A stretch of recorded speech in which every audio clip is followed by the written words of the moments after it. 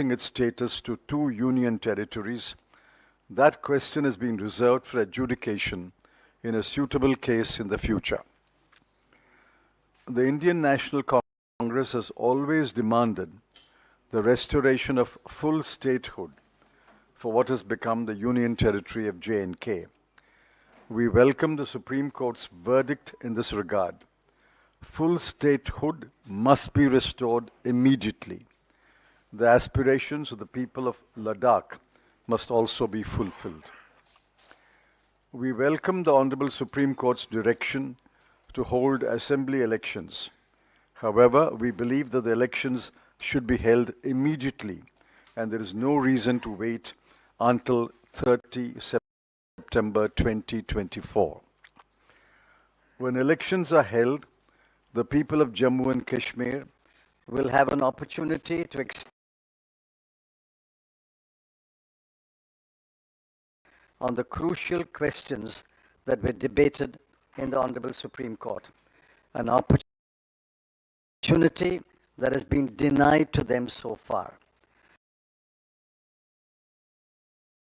Since accession, Jammu and Kashmir was and is an integral part of India. The people of Jammu and Kashmir are Indian citizens. We reiterate our resolve to work for the security, peace, development, and progress of Jammu and Kashmir. My friend Dr. Singhvi will speak in Hindi. धन्यवाद दोस्तों, मेरे मित्र ने आपको संक्षिप्त में अपना वक्तव्य रखा है.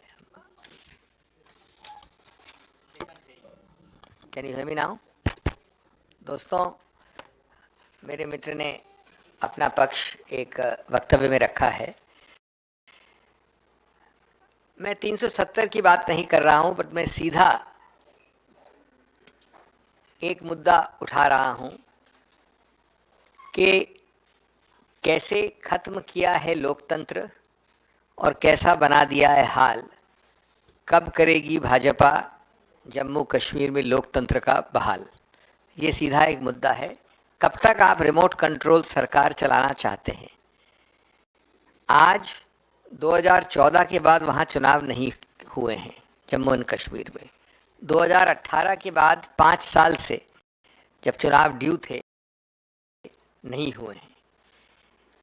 तो मैं ये मुद्दा उठाना चाहता हूँ कि democracy not autocracy is the demand of every citizen of Jammu and Kashmir. Jammu and Kashmir has been run by a selected government for almost or over half a decade, not by an elected government. Why the BJP is afraid of an elected government? एक अजीब विरोधाभास है इस निर्णय में. निर्णय उच्चतम न्यायालय का है, हम सब नतमस्तक हैं इसके नीचे, लेकिन हमारा हक है नागरिक के हैसियत से आपके समक्ष स्टेटहुड के मुद्दे पे एक विरोधाभास बताना.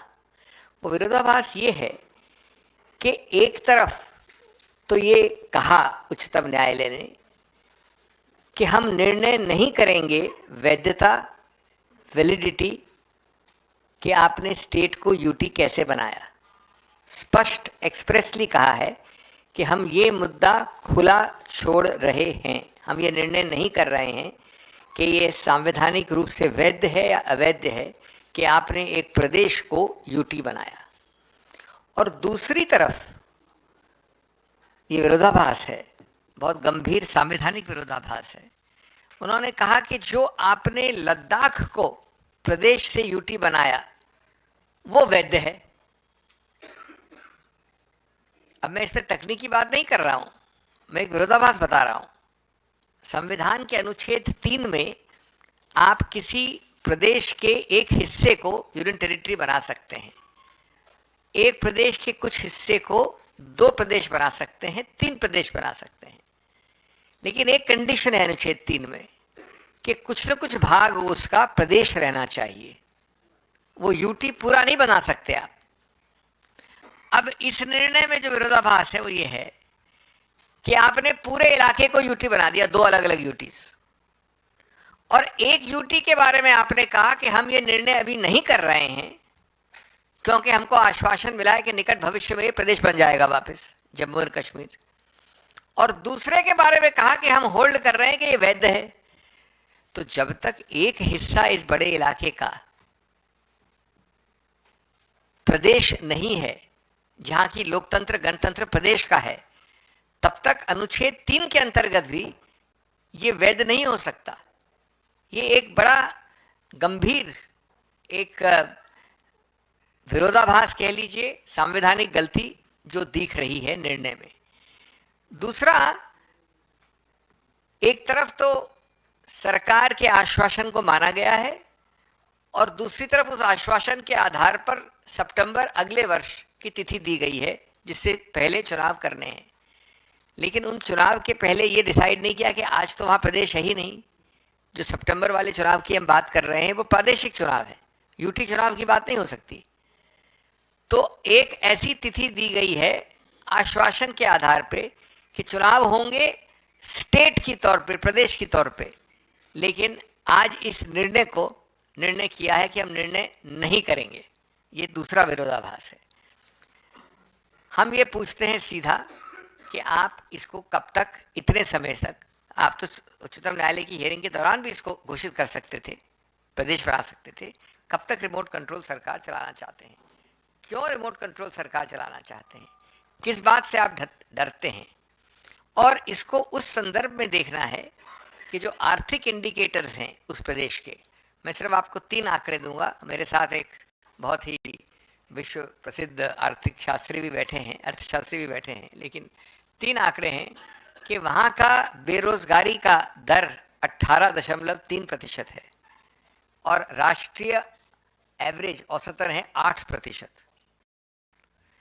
अगर आप इस 18% बेरोजगारी को और ध्यान से देखें तो अर्बन जो है, शहरों में, वहाँ पर एक छोटे अल्पायु के एज ग्रुप में 30% है, 30%, 29.8%, और महिलाओं में 51% है अर्बन एरियाज में।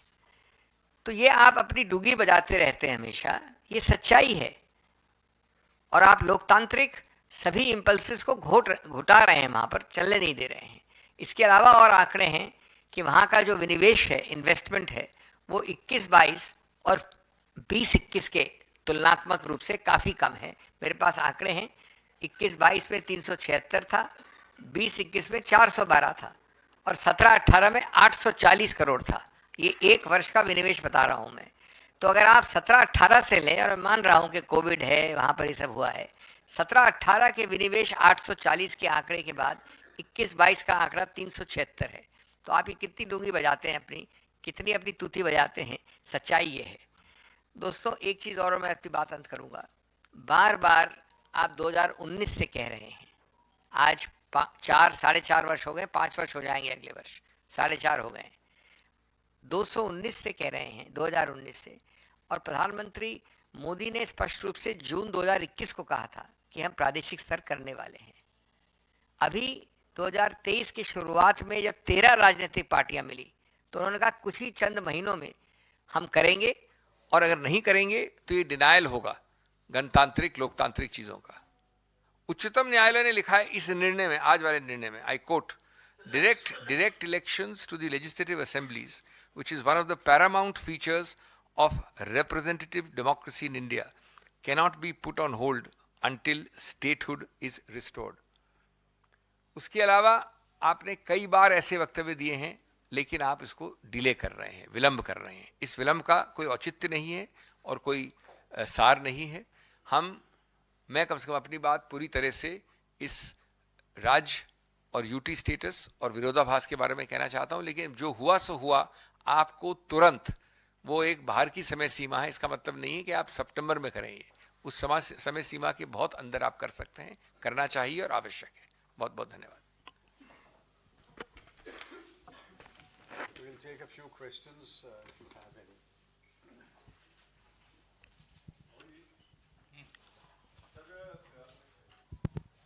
धारा 370 हटने के बाद कांग्रेस पार्टी की CWC की बैठक हुई थी, इसमें आए जाने पर बात नहीं है, लेकिन सवाल प्रक्रिया पर है। जो प्रोसेस अपनाया है केंद्र सरकार ने, वो सवालों के घेरे। आज सुप्रीम कोर्ट ने उसे खारिज कर दिया।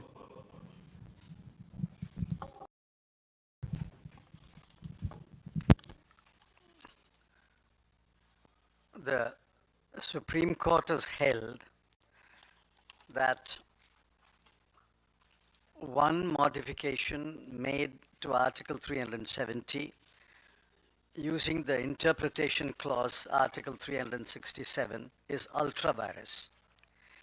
Nevertheless, the Supreme Court has held that the abrogation of Article 370 using the power under Article 370 is valid. As I said, we have to read the judgment very carefully before we can comment upon the judgment. It is the judgment of the Supreme Court. All of us are bound by it. But prima facie, we are saying that we respectfully disagree with the procedure followed. Even in the CWC resolution, you will mark those words. We said that Article 370 must be honored until, underline until it is repealed or amended in accordance with the Constitution of India. Now, while acknowledging that we are all bound by the Supreme Court judgment, it's only a deeper study that will throw up the implications of the judgment. But you are right.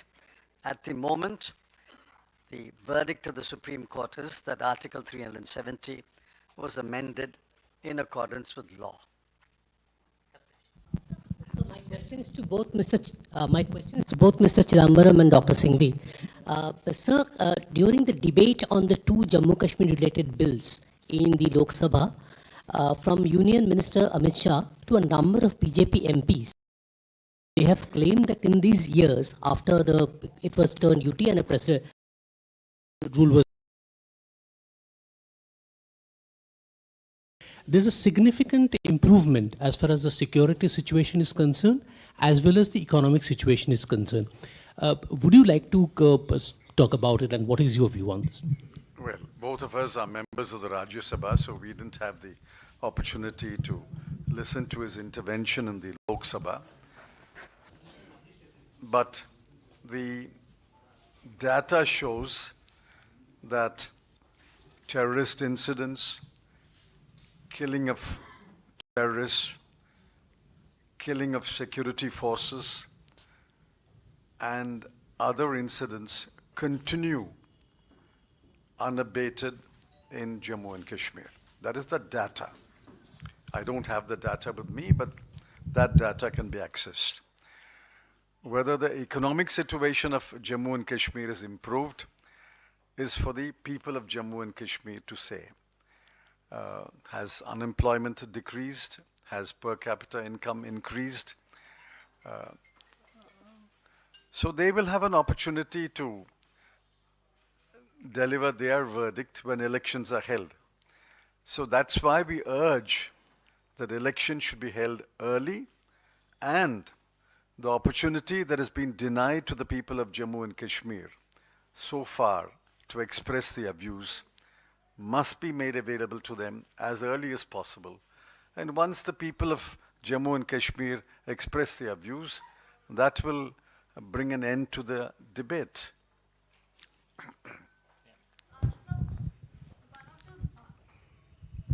So one of the BJP spokesperson has made a claim, and he has said that in 2012, when Dr. Manmohan Singh was there, he had appointed 3 interlocutors who have submitted a report, and they have recommended to change the word temporary into special, making the Article 370 as a permanent one. Your comments on that, sir? That report was not formally accepted by the government or made public or acted upon. That is the view of the interlocutors who traveled throughout the length and breadth of Jammu and Kashmir and gathered the views of the people, and they gave a report. No decision was taken on that, those recommendations. They also made several other recommendations, by the way.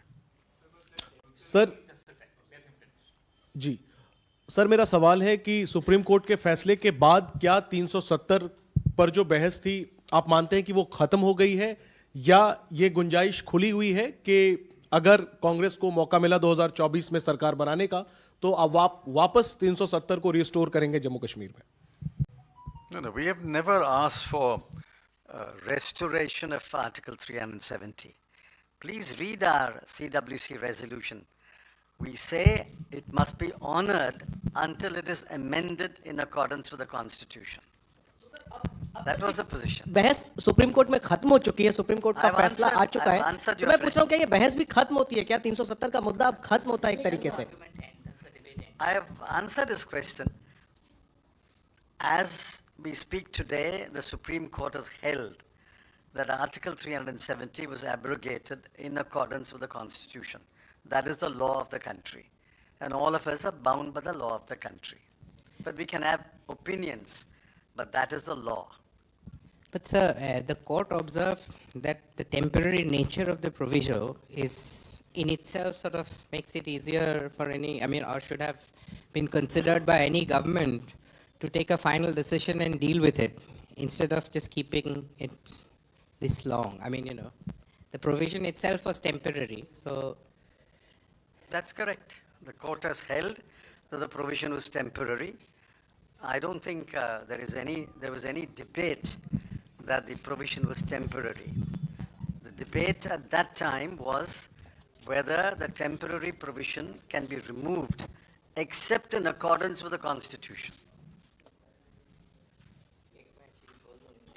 आपके प्रश्न के विषय में और संदीप भी आपके प्रश्न के विषय में और संदीप के भी प्रश्न के आपके प्रश्न का उत्तर है हाँ, उच्चतम न्यायालय हमारे संविधान के अंदर अंतिम निर्णय होता है।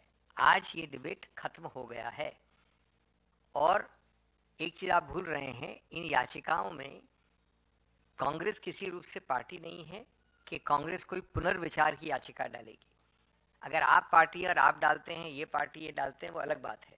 कांग्रेस न इसमें हिस्सेदार है न पार्टी है, तो इसलिए निर्णय अंतिम है और कोई भी ऐसा एजेंडा या हमारी घोषणा कभी ऐसी नहीं हुई है कि हम इस पर पुनर्विचार करेंगे।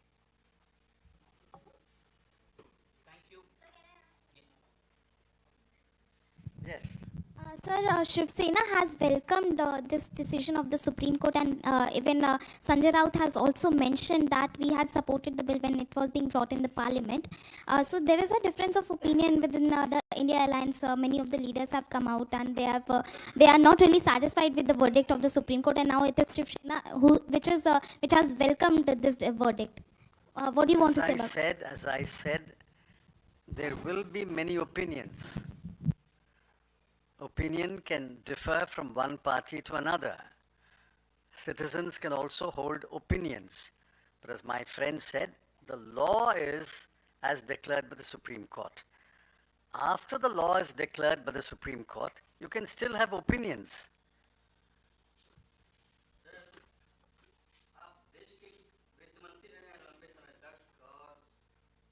अभिषेक मनु सिंघवी ने कहा कि देश के बड़े अर्थशास्त्री हमारे साथ हैं, तो आपके एक सांसद के घर पे 350 करोड़ की बरामदगी पर आप क्या कहेंगे?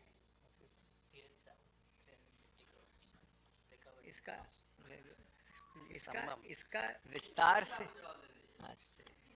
I thought